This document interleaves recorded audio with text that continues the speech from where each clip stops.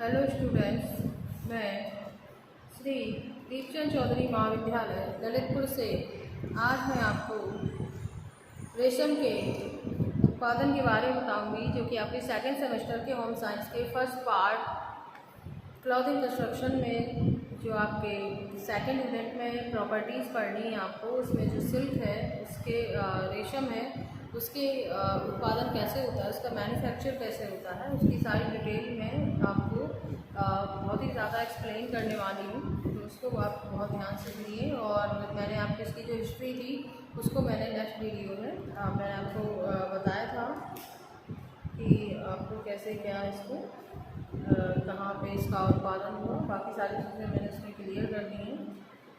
तो अब इसके मैन्युफैक्चर की बात करें कि जो सिल्क होता है वो कैसे तैयार किया जाता है या उसका उत्पादन कैसे होता है।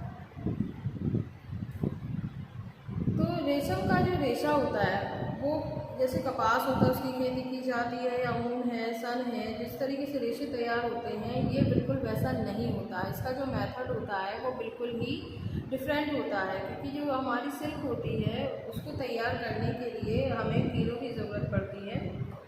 और रेशम जो है वो जिस कीड़े से तैयार किया जाता है उसके जो मुंह होता है उसमें 2 छेदों से एक तरल पदार्थ है वो हमेशा निकलता रहता है। और रेशम का जो रेशा तैयार करने से पहले जो सेरीकल्चर प्रक्रिया करनी पड़ती है, यानी जो खेती हम करते हैं रेशम के कीड़ों की, उसको हम बोलते हैं क्या, सेरीकल्चर। और रेशम का रेशा प्राप्त करने से पहले इस प्रक्रिया को कई श्रेणियों में से होकर गुजरना पड़ता है। तो इसके लिए क्या करते हैं, सबसे पहले जो रेशम के कीड़े होते हैं उनको सहतूत के पेड़ पर पालते हैं। जो फिर ये कीड़े होते हैं वो इन पत्तियों को खाते हैं और रेशम का उत्पादन करते हैं। और इस कीड़े को जो हम कहते हैं बॉम्बैक्स मौरी, इसका नाम को आपको याद रखना है, क्योंकि ये पूछा जा सकता है कि रेशम के कीड़े का क्या नाम है। तो इससे हम बता सकते हैं कि ये बॉम्बैक्स मौरी कहा जाता है। और रेशम उत्पादन हेतु जो शहतूत की खेती पर हमें विशेष ध्यान देना पड़ता है, क्योंकि ये जो कीड़े होते हैं वो शहतूत की पत्तियों को ही खाते हैं। और इसीलिए हमें बहुत ही अच्छे प्रकार से इन पेड़ों की देखभाल हमें करनी पड़ती है। तो इसमें पहला जो हमारा पॉइंट है वो है शहतूत के खेती। तो रेशम के जो कीड़े होते हैं वो हमने बताया आपको कि एक वृक्ष की पत्तियों को खाते हैं। तो रेशम को कीड़े को जो पालने के लिए उन्हें क्या करना पड़ता है, शहतूत के वृक्षों को लगाना पड़ता है। इसके बाद दूसरा हमारा पॉइंट है कि रेशम के कीड़े पालना। तो जो किसान होते हैं वो क्या करते हैं कि शहतूत के वृक्षों को लगाते हैं, इसके बाद जो रेशम के कीड़े उन पर पालते हैं। और जो रेशम के कीड़े होते हैं उनकी जो आयु होती है वो केवल कितने 2 महीने की होती है। और इतने छोटे जीवन में भी वे 4 अवस्था से गुजरते हैं। जैसे पहली अवस्था होती है हमारी अंडा, दूसरी होती है लार्वा, तीसरी होती है प्यूपा और चौथी होती है मौत या कीड़ा। तो प्रत्येक अंडे से क्या है, लार्वा निकलता है जो बहुत तेज़ी से शहतूत के पत्तों को खाता है और बढ़कर ये 3.5 इंच लंबा कैटरपिलर जो है वो बन जाता है।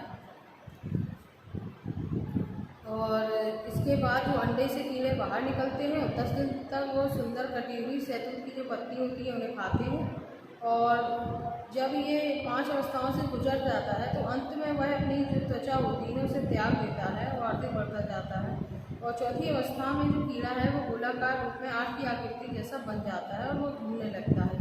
इस स्थिति में उसके मुंह से 2 छिद्र जो इसमें रेट होते हैं उनसे एक लचदार पदार्थ निकलता है जो कि उस कोकून का निर्माण करता है। और यह स्राव जो होता है वो बिल्कुल गोंद जैसा ही होता है, जो कि बाहर जैसे ही वातावरण के संपर्क में आता है तो क्या होता है, वो सूख जाता है और जो कीड़ा होता है वो उसे अपने चारों ओर लपेटता जाता है। और 24 घंटे में ही कीड़ा इतना अधिक रेशा अपने चारों ओर लपेट लेता है कि वह स्वयं उसी में क्या होता है, छुप जाता है या छिप जाता है।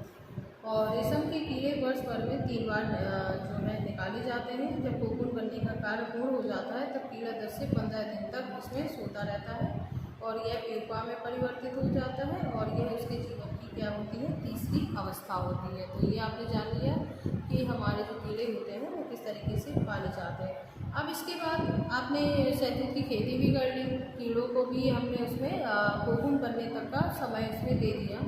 अब इन कोकूनों की हम छटाई करते हैं। तो क्या से करते हैं, उनके रंग को देखते हैं, उनकी आकृति, उनके आकार, उनकी रचना, जब इन सबको हम देख करके उनको हम छांटते हैं। और तब हम देखते हैं कि रेशम की कौन सी किस्म है जो कि उसमें बहुत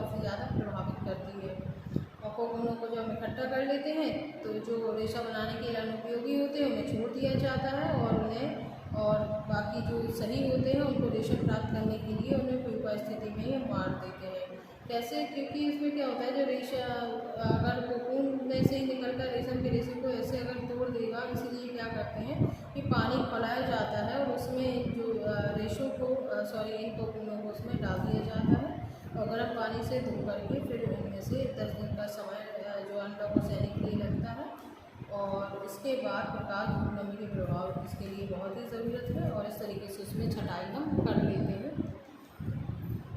इसके बाद बात करें हम शुद्धिकरण की, इसके सफाई की, तो इन कोकूनों से जब हम वस्त्र बनाने के लिए उसे क्या करते हैं, उबलते हुए साबुन के घोल में हम डाल देते हैं और फिर इसे भाप और गर्म हवा द्वारा हम इसे सेकते हैं। जब इसके अंदर का कीड़ा नष्ट हो जाता है तो हम क्या करते हैं, जो गोंद जैसा पदार्थ से ढका होता है और नर्म होता है, इस क्रिया से रेशों में चमक एवं सफ़ेदी जो है वो आ जाती है। इसके बाद ब्रशिंग की बात करें तो इसके उपरांत कोकून जो होती है उसको यंत्र की सहायता से क्या करते हैं, ब्रश करते हैं, जिससे कि जो उसकी ऊपरी परत होती है उससे अनावश्यक पदार्थ जो है वो हट जाते हैं और लच्छियाँ बनाने के लिए जो कि अनुपयुक्त होता है और इसीलिए इसको हम ब्रशिंग करते हैं।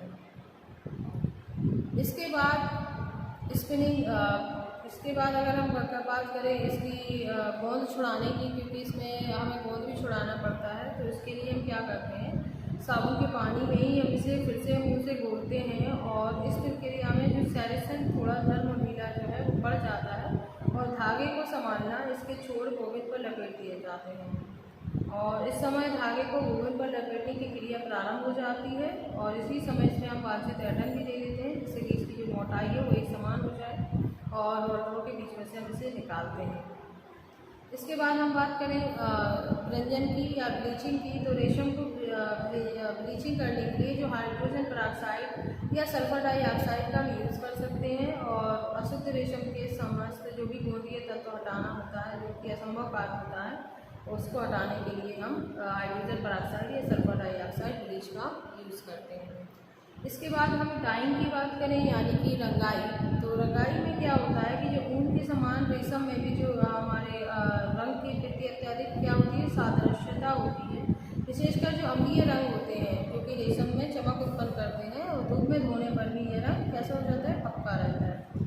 इसके बाद आपका आता है प्रिंटिंग यानी छपाई, तो रेशम के जो वस्त्र होते हैं उनको रोलर या ब्लॉक या स्क्रीन जो विधि की जो छपाई होती है, रोलर आप जानते हो, रोलर के बीच में से जो आप गुजार सकते हैं, ब्लॉक प्रिंटिंग यानी ठप्पे द्वारा आप छपाई कर सकते हैं, स्क्रीन प्रिंटिंग हो गया, तो इन सारी छपाई की विधियों का हम रेशम के कपड़ों पर यूज़ कर सकते हैं और रेशम को पहले हम रंगते हैं फिर उसके बाद ही हम उसे छपाई करते हैं। इस चीज़ का उसमें विशेष महत्व होता है क्योंकि पहले रंगाई होगी, तत्पश्चात ही हम रेशम के वस्त्रों पर छपाई करते हैं। इसके बाद फिनिशिंग की बात करें तो रेशम में जो है प्राकृतिक रूप से ही इतनी चमक होती है, इतना ये सॉफ्ट होता है कि इसमें परिसज्जा की बहुत ही कम आवश्यकता पड़ती है, ज़्यादा कुछ आवश्यकता नहीं होती है इसमें परिसज्जा, जबकि कॉटन लिनन जो हमारे क्या नाम से वानस्पतिक जो रेशे हैं उन पर ज़्यादा ज़रूरत पड़ती है, वहीं पर ये जो कृत्रिम रेशा हमारा रेशम है इस पर हमें कोई भी ज़्यादा ज़रूरत जो है नहीं पड़ती है। इसके बाद क्या होता है कि अब जो रेशम है वो काफ़ी हल्की होती है, तो इस रेशम को कैसे भारी है हम बना सकते हैं। तो जब गोंद हटाते हैं हम उसमें घोल में से, तो इस प्रक्रिया में जो रेशम के मूल भार में क्या होता है कि 20 से 30% तक की जो है कमी हो जाती है, तो ऐसे वस्त्र में गोंद हटाने के बाद ऐसे अन्य पदार्थों का यूज़ किया जाता है जिससे कि क्या हो, ये जो कमी है वो पूरी हो सके। तो इसके लिए हम क्या करते हैं, रेशम के जो धागों को आत्मसात कराकर उसके बाद की कमी को पूरा कर देते हैं। इस प्रक्रिया को वजनीकरण या वेटिंग हम कहते हैं। इस प्रकार कम मूल्य में ही हम शुद्ध रेशम की अपेक्षा अधिक जो है भारी वस्त्र तैयार कर सकते हैं और भारी किया हुआ रेशम उतना अधिक लेकिन टिकाऊ नहीं होता है जितना कि कॉमन हल्का रेशम जो है जो प्राकृतिक रेशम होता है वो होता है। क्योंकि क्या होता है कि जब शुद्ध रेशम है वो धूप तथा पसीने में जो रेशा है वो कमजोर हो जाता है और वजन बढ़ाने से वस्त्र कुछ कड़े दृढ़ एवं सघन हो जाते हैं और वजन बढ़ाए हुए वस्त्रों में मुड़ने वाले स्थान पर क्या होता है, सिरवट पड़ जाती है और जब इसका लगातार प्रयोग किया जाता है तो जो वजनीकरण सिल्क के वस्त्र होते हैं वो जल्दी से ख़राब हो जाते हैं। और सिल्क के लेवल पर इस बात का हमें उल्लेख कर देना चाहिए कि ये रेटिंग वाली रेशम है या फिर बिल्कुल प्राकृतिक यानी हल्की रेशम है। तो आज आपने जान लिया कि रेशम का उत्पादन किस तरीके से किया जाता है। तो सबसे पहले शहतूत की खेती हो गई, कीड़ों का पालना हो गया, फिर उसके कोकून की छटाई की जाती है। उसके बाद शुद्धिकरण प्रक्रिया होती है, ब्रश के माध्यम से भी शुद्धिकरण प्रक्रिया की जाती है, गोंद को हटाया जाता है। तत्पश्चात ब्लीचिंग करते हैं और फिर रंगाई करने के बाद छपाई होती है और फिनिशिंग की तो इसमें कम ही आवश्यकता होती है।